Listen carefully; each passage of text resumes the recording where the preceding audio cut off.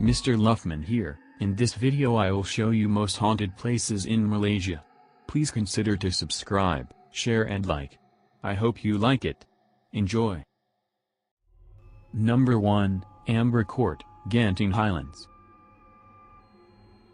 Unlike the hype surrounding the tourist attractions in Genting Highland, the twin condominiums look like an abandoned building with a do not enter vibe as its barricade.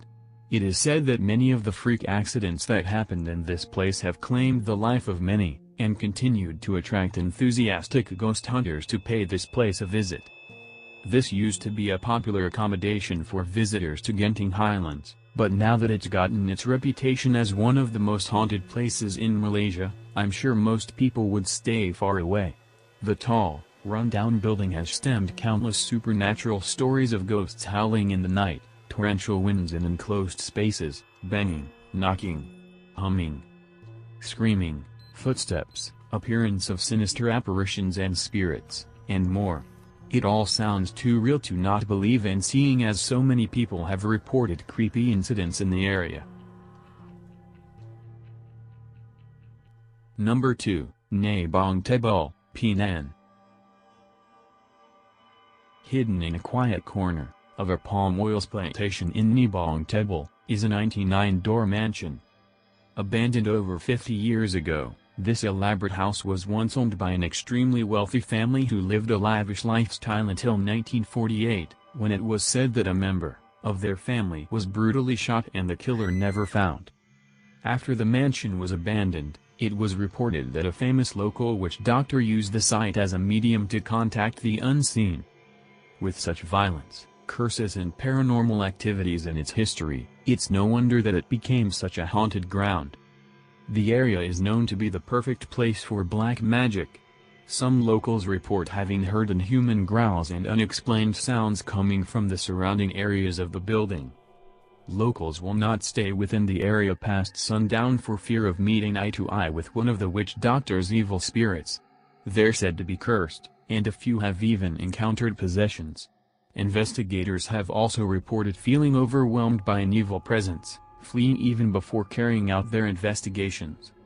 You might chance upon the elusive 100th door, one that leads to the spiritual world. Or at least, that's what they say. Number 3, Bukit Tunku, Kuala Lumpur. Even the most elite places can be stained by not-so-glorifying stories. Some people have labeled Bukit Tunku as the roaming ground for Pontianak, or female spirits.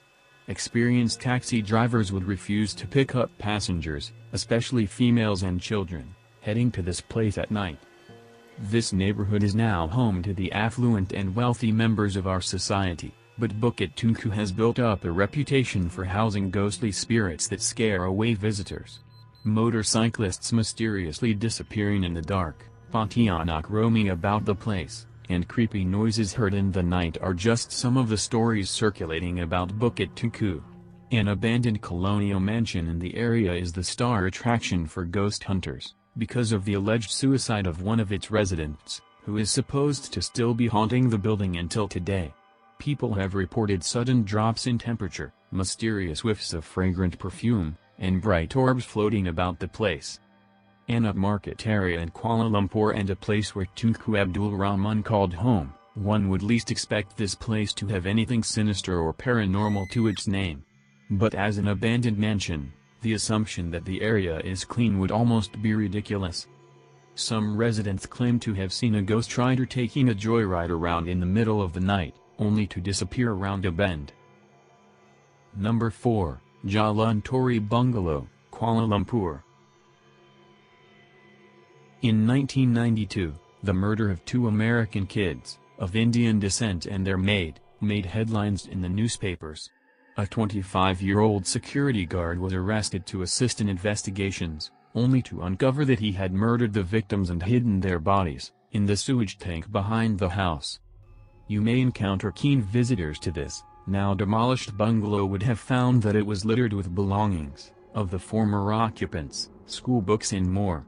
With claims of black magic practices in the building coupled with gruesome deaths, the site is a location of recurring haunting. This place actually has a grain of truth to its sinister reputation. According to real police reports, in 1992 a security guard who was hired by the family living there went berserk and chopped up the two American children and their maid, who were residents of the house at the time. Their bodies were then dumped into a septic tank behind the house, and people claim that their souls are still roaming the building. Many have said that they've seen ghostly apparitions of children hanging about the compound, sometimes even waving at passers-by. Upon entering the household, mementos from the 80s can still be found littered on the floor, like newspapers, children's exercise books, postcards, and letters. Quite a surreal place, but unfortunately it has now been demolished. Number 5, Jugra Hill, Bunting Selangor. Jugra Hill, in Selangor is said to be full of ghosts whose cries can be heard in the middle of the night. Jugra Hill rises abruptly 146 meters from the surrounding plain, and offers a splendid view of river, the Selangor coast and the Straits of Malacca. During colonial times, lonely British administrators would pass their evenings listening to village elders recounting ancient tales of Malay folklore. One or two administrators wrote some of these stories down. One account tells of the Princess of Malacca, Putri Ganon Ledung, who killed her husband with a needle while on board a boat. She brought his body ashore and buried it at the foot of Jugra Hill. She was accompanied by two cats which turned into ghost tigers, to guard over the burial place. A more recent legend concerns the Jugra Lighthouse. Before it was built, the shifting currents of the area would frequently lure passing vessels to become wrecked on its shores. The lighthouse was built during the colonial era in 1976. According to legend, the hill disturbed by the construction of the lighthouse, bled for 30 days causing the river to turn red. Even today the jungle on the side of the hill is said to be full of demons, and some say their cries can sometimes be heard in the middle of the night. Number 6, Ria Apartment, Genting Highlands. Everyone has heard about the infamous Ria Apartment in Genting Highlands.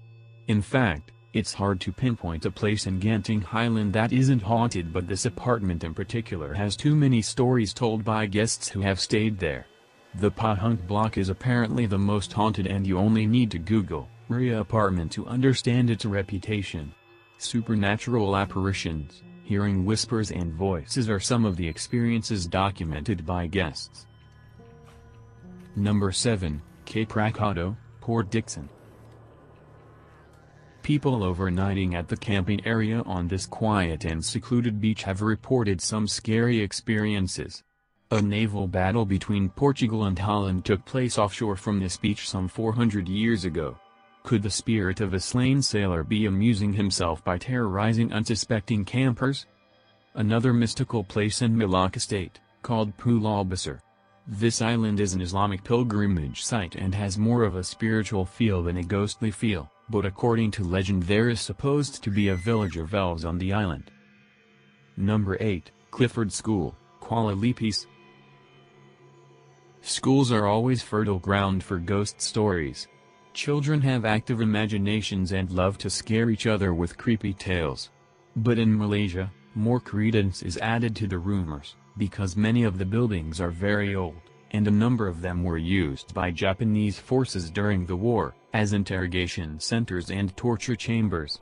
One of the more notorious is Clifford School, in Kuala Lumpur's Pahang, which was HQ for the infamous Kampaitai military police. The school had a purpose-built torture chamber within the school grounds until it was demolished in the 1980s. Number 9, Sri Penang Hall, Penang. The Chinese believe in yin and yang. Wherever the yang of light shines, the yin of shadow follows. But there are places where the yang of light can't touch. The yin of shadow is strongest here. One of those places are theaters. During the rehearsal of a dance production, a dancer was possessed by a spirit. The dancer demanded that the other dancers dance for him. Then he made everyone pray at different places in the theater, including the basement area below the stage. At the end of a performance of the same production, a dancer fell into a trance. When her boyfriend tried to wake her up, the dancer snapped at him, "Leave me alone," and fell back into the trance. This is 9 haunted places in Malaysia. I will make part 2 and part 3 to complete my research about haunted places in Malaysia. Stay tuned. Thanks for watching. I hope you enjoy. Please like and share this video in social media. We'll meet again soon.